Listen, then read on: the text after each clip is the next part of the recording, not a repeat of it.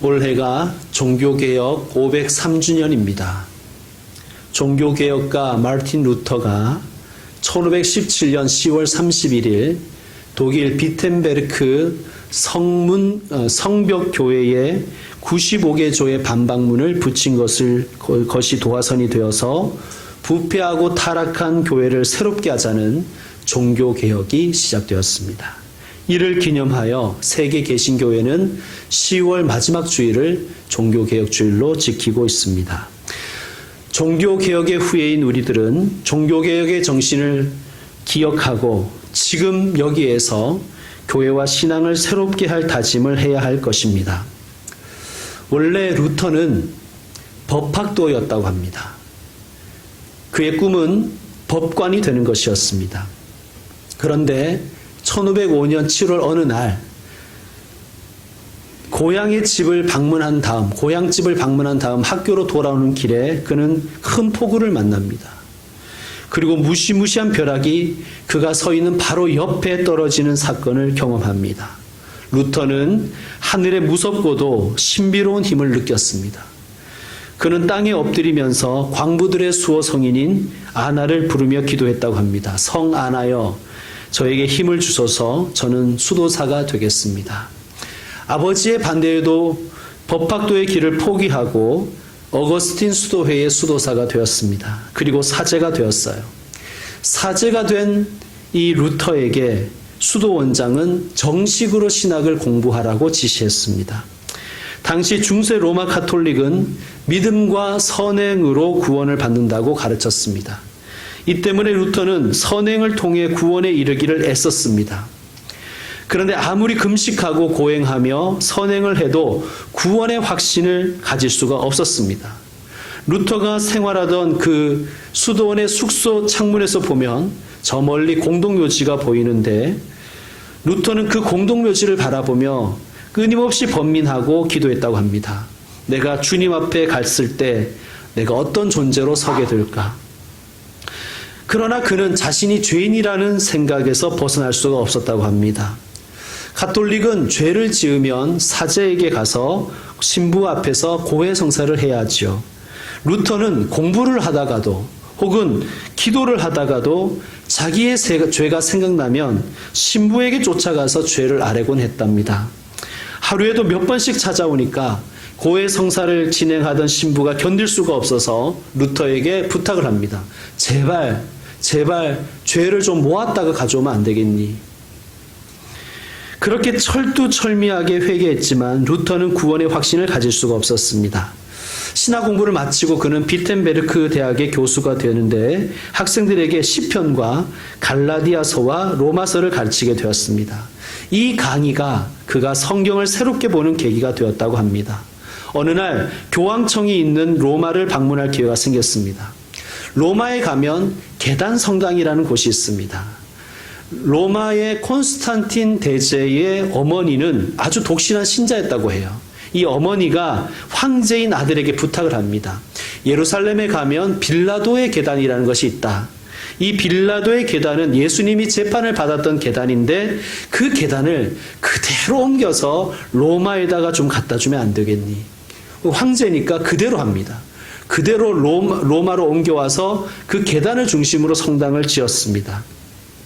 지금도 가톨릭 신도들은 그 계단을 오르내리면서 기도를 한다고 합니다. 루터가 살던 그 당시에는 그 계단을 무릎으로 기어오르면 모든 죄가 사해진다는 소문이 있었답니다. 그래서 루터는 큰 기대를 품고 이제는 나의 죄의 용서를 받는구나 하고 큰 기대를 품고 무릎으로 그 계단을 올라가면서 기도를 드렸다고 합니다. 아픔을 참고 한 계단 한 계단 무릎으로 오르면서 참여했지만 마음속에 사죄를 받았다는 확신이 없었대요. 오히려 회의가 듭니다. 이렇게 해서 과연 내 죄가 사해질 수 있을까? 그때 문득 그의 머리에 뇌리에 성경 한 구절이 생각납니다. 그것이 바로 오늘 성경 본문인 로마서 1장 17절 말씀입니다. 복음에는 하나님의 의가 나타나서 믿음으로 믿음에 이르게 하나니 기록된 바 오직 의인은 믿음으로 말미암아 살리라 함과 같으니라. 아멘. 그동안 이 루터는 어떻게 생각했냐면 그 벼락을 통해서 자신의 그 존재의 죄됨을 깨달은 이 사람이 하나님의 의, 즉 정의의 하나님을 생각하면 늘 하나님의 심판을 떠올렸다는 거예요. 여러분, 우리가 그렇잖아요. 누가 정의의 사도 이러면 심판하는 모습이 생각나잖아요. 근데 이 루터가 이 말씀이 탁 뇌리에 떠오르면서 어떤 확신이 들었냐 하면, 의의 하나님께서, 하나님의 의는 심판하는 의가 아니라 구원하시는 의다 하는 것을 깨달은 거예요. 이 어마어마한 발견입니다. 그리고 그는 오직 의인은 믿음으로 말미암아 살리라는 말씀에 그의 눈이 열렸습니다. 하나님은 의로우신 하나님이시고, 하나님의 의는 우리를 구원하시는 하나님의 의이신데, 우리로 하여금 믿음에 이르게 하여서 믿음으로 살게 한다는 거예요. 믿음으로 구원받게 하는 것이에요. 루터의 마음속에 믿음으로 구원받는다는 것, 내가 고행하고 내 힘으로 구원받는 것이 아니라 믿음으로 구원받는 것이다 라는 생각이 들어오자 그는 다시 한번 성경을 다시 한번 연구합니다. 그리고 성경을 열심히 연구해서 정말 믿음으로 구원받는다는 진리를 확신하게 됩니다. 그리고 마침내 루터는 구원의 확신을 얻게 되고 평화를 얻게 됩니다. 루터는 나중에 이 사건을 이렇게 표현했어요. 바로 여기서 나는 다시 태어났다. 천국으로 향하는 문이 열리고 내가 거기로 들어가고 있다는 생각이 들었다. 성경을 통해서 믿음으로 구원을 얻는다는 진리를 깨닫고 보니 그의 마음에는 그 당시에 교회가 들어왔습니다. 교회의 전통이 얼마나 성경과 멀어져 있는지를 그는 보게 되었습니다. 대표적인 것이 우리가 잘 아는 면죄부이지요. 면죄부. 중세 로마 가톨릭은 믿음과 선행으로 구원받는다고 가르쳤다고 말씀드렸습니다. 그런데 이 선행이라는 것이 사람마다 다 다르잖아요. 어떤 사람은 구원받기에 좀 모자라고, 또 어떤 사람은 구원받기에 충분하고도 남는 사람이 있지 않겠습니까? 뭐 대표적인 사람은 사도 바울 같은 사람은 이렇게 선행이 넘치고 남지 않겠습니까? 자, 그러면 그렇지만 보통 대다수의 사람들은 선행이 모자랄 것입니다. 그리고 그렇게 느낄 것입니다. 아, 나는 구원받기에 아직 선행이 부족하다. 적선해야 된다. 이런 마음이 누구에게나 들었을 것입니다. 특히 당시에 그 순박한 신자들은 더 그랬겠죠. 당시 그래서 로마 가톨릭에서 무엇을 가르쳤냐면 구원받기에 충분한 그 선행을 쌓은 성자들의 선행을 하나님은 하늘 창고에 모아두셨는데 그 선행을 교황을 통해서 사람들에게 나누어 주게 하셨다. 이렇게 가르친 거예요. 그러니까 선행의 점수가 모자라는 사람들은 교회에 부탁을 하면 교황의 권위로 선행을 보충받아서 구원에 이르게 된다는 거예요. 이상한 가르침이죠. 하지만 당시의 신자들에게는 이것이 매우 설득력이 있었습니다. 그러면 성자들의 그 남은 선행을 어떻게 받을 수 있느냐? 뭐 어떻게 받겠습니까? 돈으로 받는 거예요. 헌금하면 받는 것입니다. 그러면 어느 정도 헌금을 해야 되는가? 당시에 16세기의 면죄부는 4분의 1 플로린에 판매했대요. 이 가치가 어느 정도냐면 당시에 평민이 거주하는 작은 집에 6개월치 월세였대요. 그리고 송아지 3마리를 구입할 수 있는 그러한 금액의 가치를 가지고 있었답니다. 면죄부 장사가 잘 되었습니다. 면죄부 장사가 잘 되자 이제는 여러 목적의 면죄부를 세분화하여 판매합니다. 예를 들면 연옥에 있을 조상을 위한 면죄부. 그러니까 우리 조상을 가만히, 우리 아버지 어머니를 가만히 보니까 구원을 못 받은 것 같아요. 예를 들면 선행이 좀 부족해가지고 믿음도 좀 부족한 것 같고. 그래서 면죄부를 사면 이렇게 설교했습니다. 테첼이라는 사람이 금화가 면죄부 헌금함에 떨어져서 딸그랑 하는 소리와 함께 영혼이 연옥에서 천국으로 옮겨진다. 이렇게 가르쳤다는 거예요. 예, 완전히 이제는 교회가 아니라 면죄부 파는 그런 상점이 된 것이죠. 또는 이런 면죄부도 있었습니다. 여러분 그 보속이라는 게 있어요. 천주교인들에게는. 뭐냐면 카톨릭 신자들은 고해성사를 하잖아요. 자기의 죄를 신부 앞에서. 그러면 신부가 하나님을 대리해서 하나님의 이름으로 사죄해 줍니다. 그러나 죄는 용서받았지만 죄과는 치러야 돼요. 그러니까 죄의 대가는 치러야 됩니다. 여러분 그 다윗이 그 간음의 죄를 범했을 때 그것을 깨닫고 하나님께 회개하지요. 그러나 하나님이 그를 용서해 주셨지만 그는 이 죄의 대가를 치렀어야 돼요. 치렀습니다.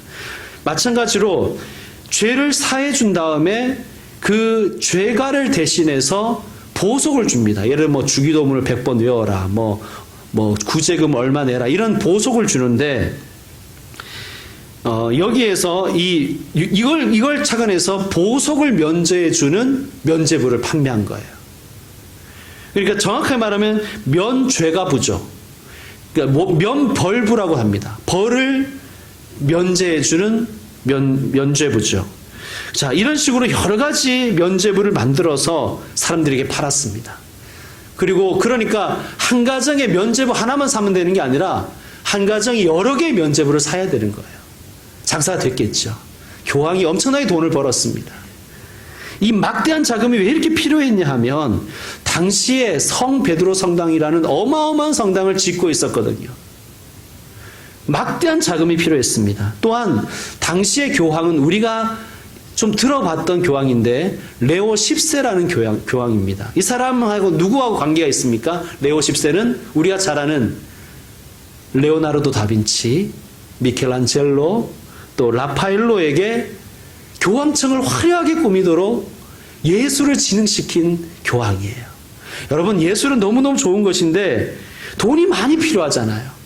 특히 그냥 보통 사람이 아니라 거장들을 데리고 온 거예요. 메디치가에서 이렇게 예술 활동을 하던 그 다빈치, 미켈란젤로, 라파엘로에게 뭐 엄청난 작품을 주문했고 거기는 막대한 재정이 소요되었습니다.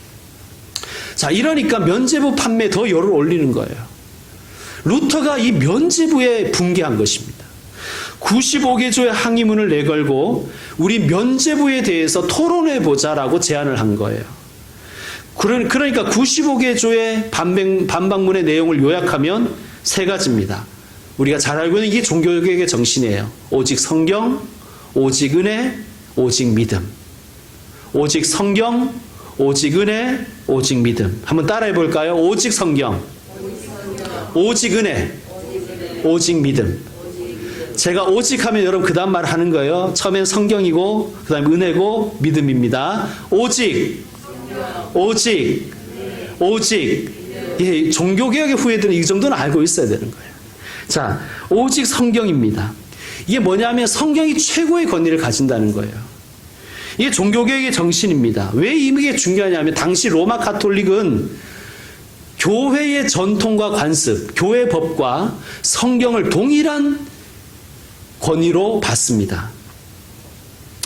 그런데 이렇게 가르치다 보니까 사제들과 신자들은 어떻게 생각했냐 하면 성경은 옛날의 사건에 대해서 다루고 교회의 명령, 즉 교황의 교지는 현재의 문제를 다룬다는 인식이 생겨버린 거예요.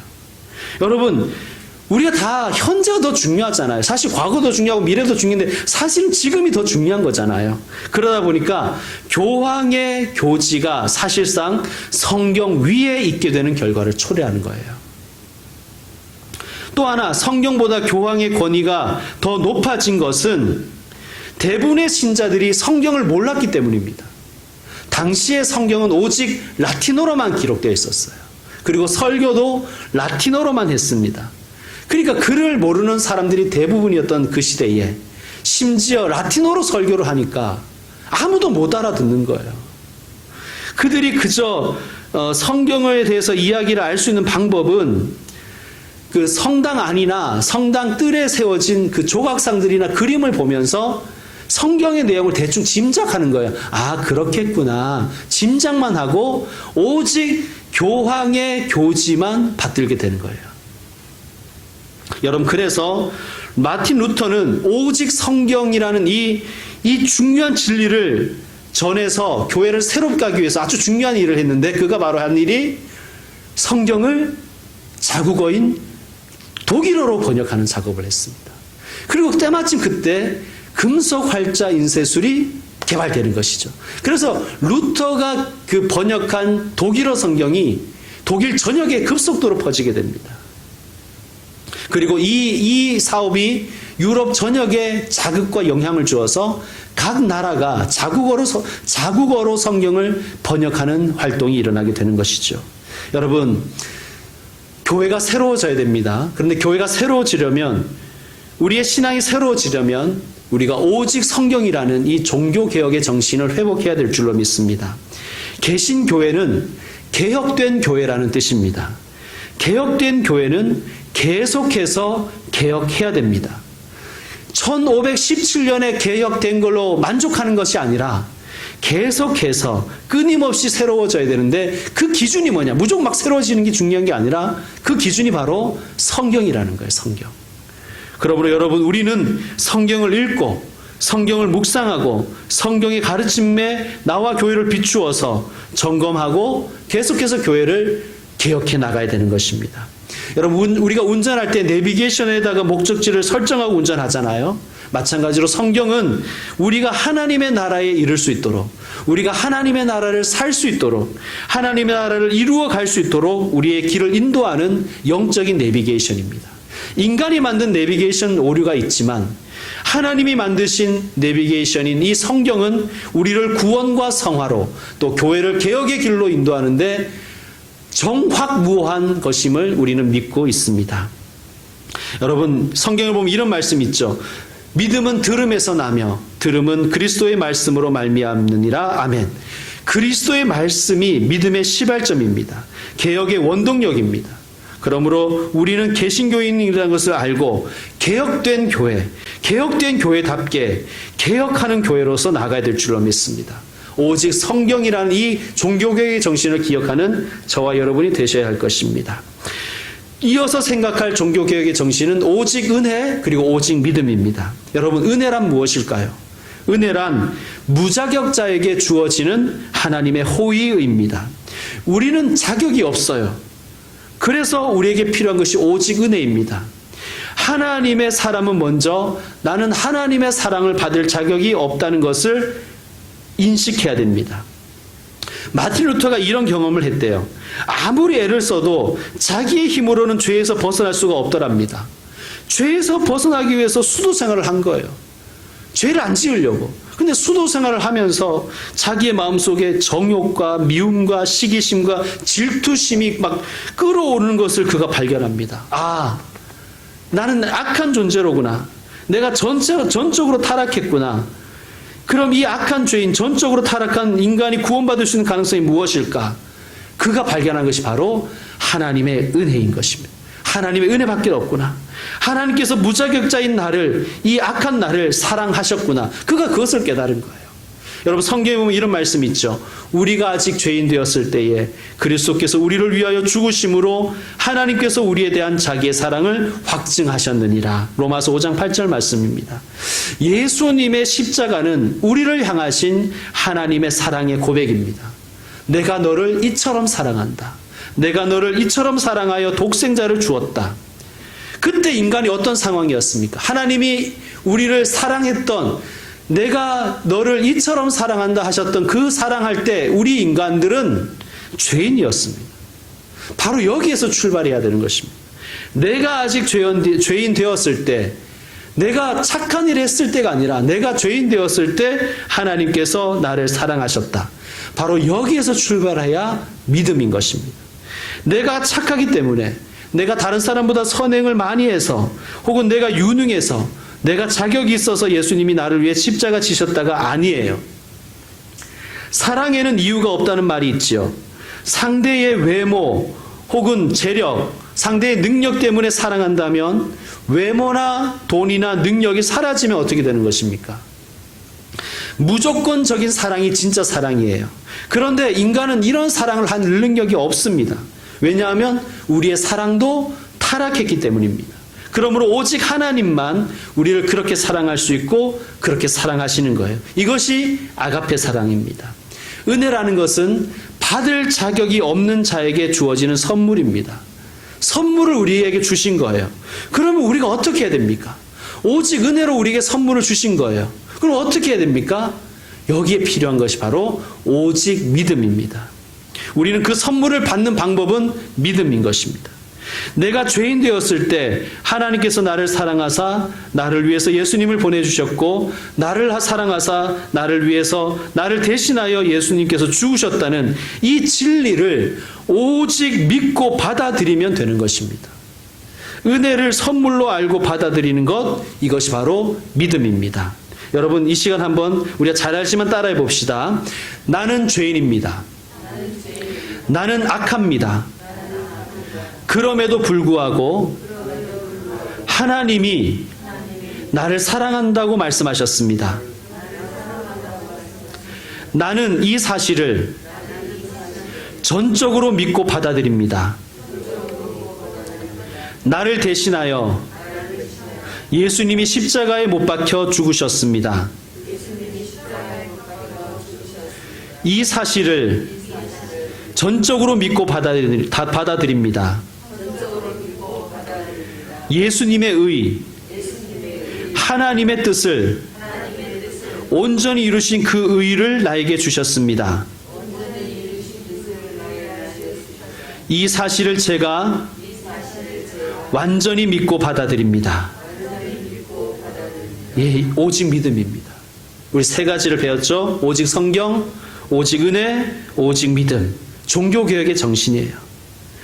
그리고 이 종교개혁의 이 세 가지 정신의 지향점과 열매는 바로 오직 하나님께 영광입니다. 우리가 성경을 사랑하고 성경을 열심히 공부해야 되는데 지향점을 잊으면 안 돼요. 그리고 성경 사랑이 어떤 열매를 맺어야 되냐면 오직 하나님께 영광. 그러니까 성경을 열심히 연구해서 다른 사람을 찌르는 칼이 되면 안 되고 오직 하나님께 영광으로 가야 되는 거예요. 오직 은혜, 오직 믿음 역시 지향점과 열매가 오직 하나님께 영광입니다. 성도 개개인의 삶이 그러해야 되고 성도의 모임인 교회가 그러해야 할 것입니다. 이제 말씀 마무리하겠습니다. 언젠가 제가 설교에서 빈센트 반 고흐 이야기를 한 적이 있습니다. 고흐는 교회를 너무 사랑했대요. 너무 사랑해서 심지어 그는 사역자가 되기도 했었습니다.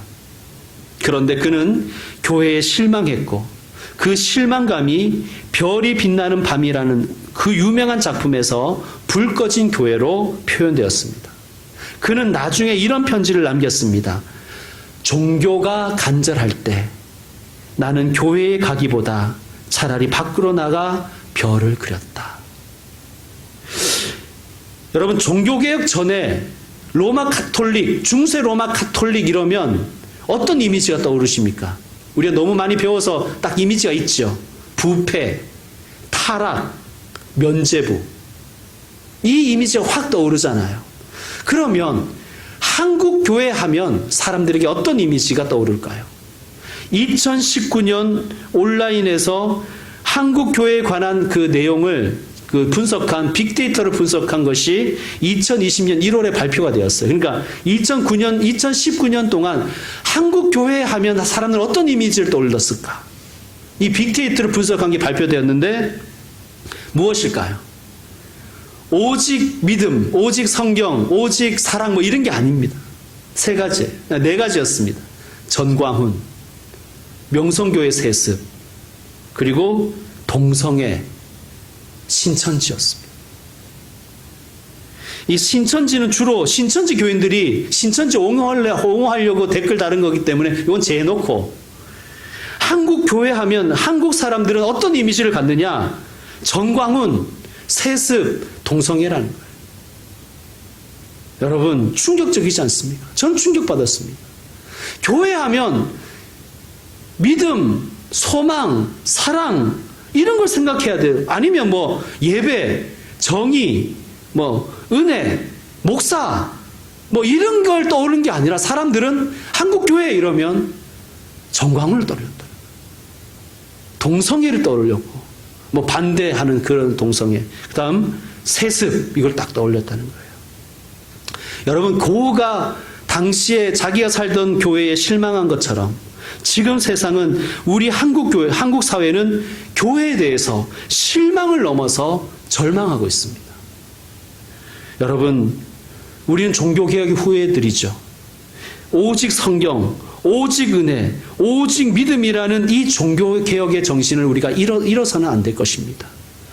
우리의 성경 사랑, 우리의 은혜 사모, 우리의 열성적인 믿음이 어떤 지향점을 가져야 되느냐? 오직 하나님께 영광이라는 지향점을 가져야 되는 것입니다. 개혁된 교회는 계속해서 개혁되어야 됩니다. 여러분, 교회가 슬픕니다. 그래서 우리는 더욱더 개혁된 교회, 개혁하는 교회가 더 절실합니다. 사랑하는 성도 여러분, 우리 김포평강교회 우리들만이라도 오직 성경, 오직 은혜, 오직 믿음의 정신을 회복했으면 좋겠습니다. 그리고 이 종교개혁의 정신으로 나아갈 때 오직 하나님께 영광이라는 열매를 거두어 드리는 저와 여러분 되시기를 축원드립니다. 기도하겠습니다. 하나님, 종교개혁 주일로 지키게 하심을 감사드립니다. 만물을 새롭게 하시는 하나님, 교회를 새롭게 하시고 교회를 교회되게 하여 주옵소서. 중세의 교회가 타락하고 부패했을 때 하나님은 루터로 하여금 종교개혁을 시작하게 하시고 깔뱅과 쯔빙글리 등을 통해 교회를 바로 세우셨듯이 교회를 갱신하는 일에 우리 교회와 우리를 사용하여 주시옵소서. 개혁된 교회에서 하나님을 예배할 수 있게 하심을 감사드립니다. 그러나 지금 한국 개신교회는 중세 가톨릭 교회보다 더 타락했다는 비난을 듣고 있습니다. 주의 영광을 가리고 있는 우리를 용서해 주시고 교회를 교회되게 하여 주옵소서. 개혁된 교회가 계속해서 개혁되게 하여 주시옵소서. 퇴보의 길을 걷지 않게 하여 주시고 날마다 새롭게 성숙해가는 교회와 성도들이 되게 하여 주시옵소서. 이를 위하여 우리 안에 있는 어두움과 죄악과 불법과 교만이 떠나가게 하여 주시옵소서. 우리 교회와 재직들과 교우들이 오직 성경, 오직 은혜, 오직 믿음의 정신으로 교회를 운영하며 신앙하게 하시어 오직 하나님께 영광 올려드리게 하여 주시옵소서. 예수님의 이름으로 기도드립니다. 아멘.